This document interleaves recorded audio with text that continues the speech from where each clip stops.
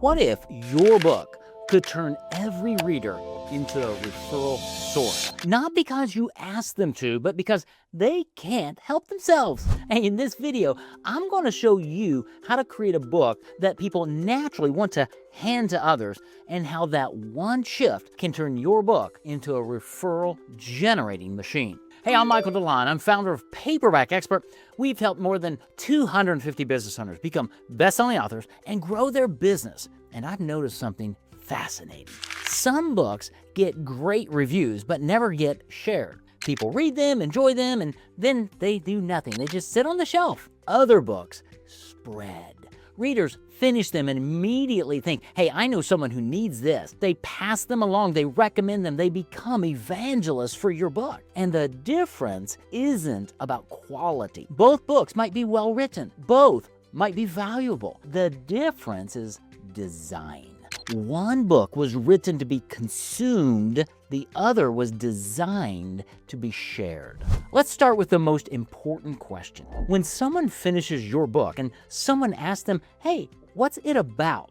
What do they say? If they have to think about it more than a few seconds, your book isn't referable. Because here's the reality. People don't refer things that are complicated to explain. They refer things that are simple to describe. Think about the last time you recommended, let's say, a restaurant or a movie or a book to a friend. How long did it take to explain it? Probably less than, 10 seconds, right? Oh, you have to try this place. Best tacos in town. That movie, it's basically Die Hard on a bus. This book completely changed how I think about productivity. That's what I call the one-sentence handoff. And if your book doesn't have one, people won't share it because they don't know how. So here's what you need to do. Distill your book into one clear sentence that anyone can repeat. Not a tagline, not a clever pitch, just a simple description that answers two questions. Who is this for, and what problem does it solve? For example, what's a book for financial advisors who want to get more referrals from their existing clients? It's a guide for personal injury victims on what to do in the first 72 hours after an accident. It's a step-by-step system for business owners who want to retire comfortably without outliving their money. See how simple that is? Anyone could repeat that. And more importantly, anyone could think of someone who needs it. That's the key. Your one-sentence handoff shouldn't just describe your book. It should make people instantly think of someone in their network who fits, that they can refer your book to. Now let's talk about structure.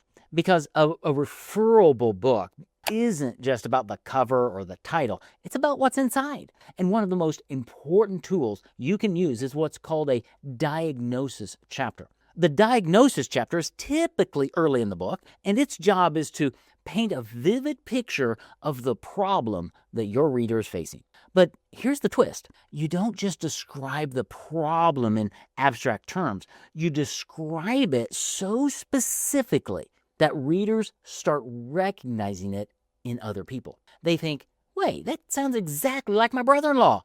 Or, oh my goodness, my colleague is dealing with this exact thing right now. And that's when referrals happen. Not because you asked them, but because your book made the reader see a problem in someone else's life, and now they want to help. So how do you write a diagnosis chapter that does this? Well, step one, you name the symptoms, not just the problem. Don't say, well, many people struggle with retirement planning. That's too generic. Say something like, you've been contributing to your 401k for 20 years, but you have no idea if it's actually enough. You lie awake at night wondering if you'll outlive your money. And every time you try to figure it out, the complexity overwhelms you. So you just keep putting it off. See the difference? That's not a problem. That's a feeling.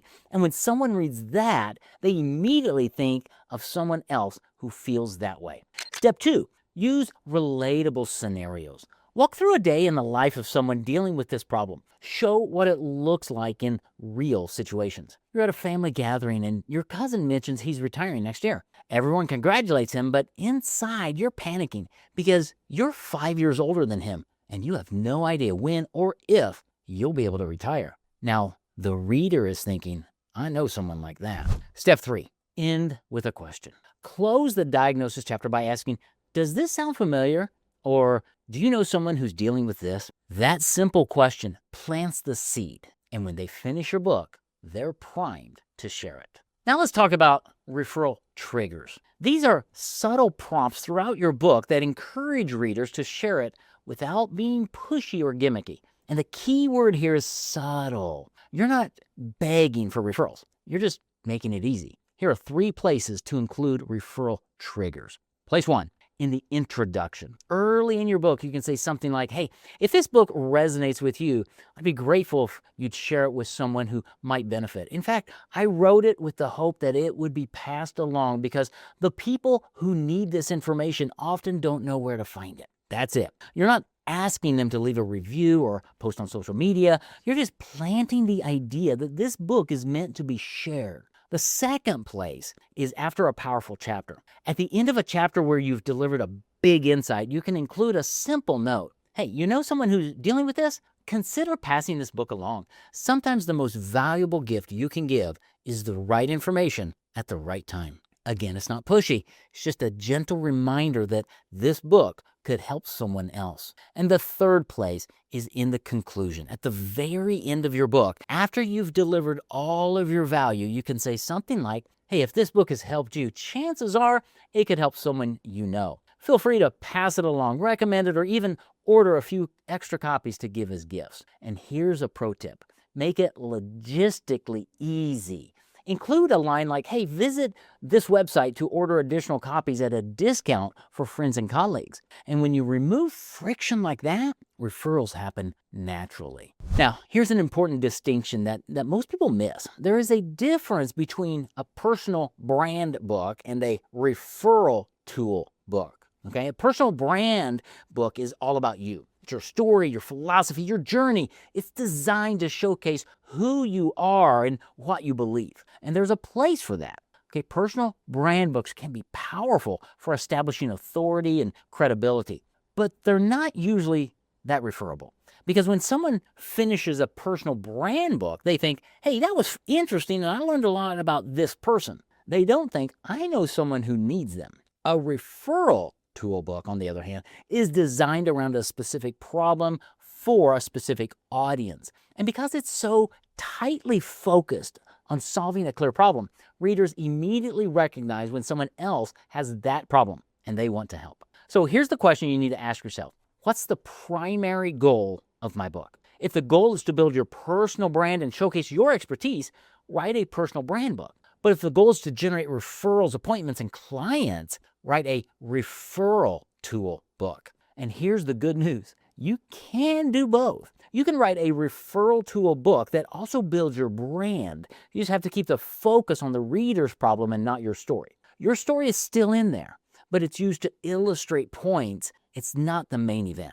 So here's a simple test you can run before you ever publish your book. Show your book title in 1-sentence description to 5 people who fit your target audience, and then ask them, who comes to mind when you hear this? If they immediately start naming people like, oh, my friend John comes to mind, or this sounds perfect for my sister, you've got a referable book.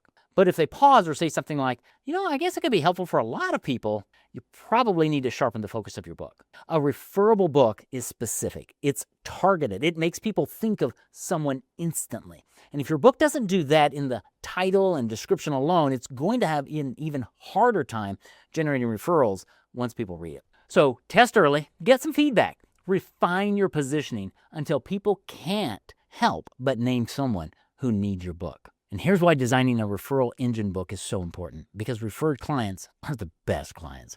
They come in warm, they already trust you because someone they trust recommended you, and they close faster. When someone hands your book to a friend and says, hey, you need to read this, that's a personal endorsement. That's social proof. That's credibility you didn't have to build yourself. And when that friend reads your book and reaches out, they're not shopping around. They're not skeptical. They're ready to hire you.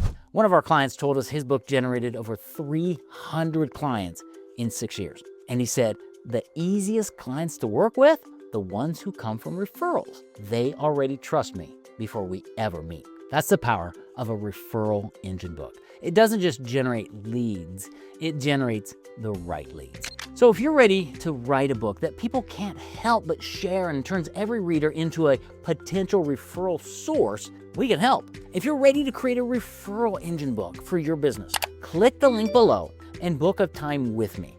And let's talk about how to design your book that people want to hand out to others. If you found this helpful, remember, hit the like and subscribe buttons and make sure to watch the next video.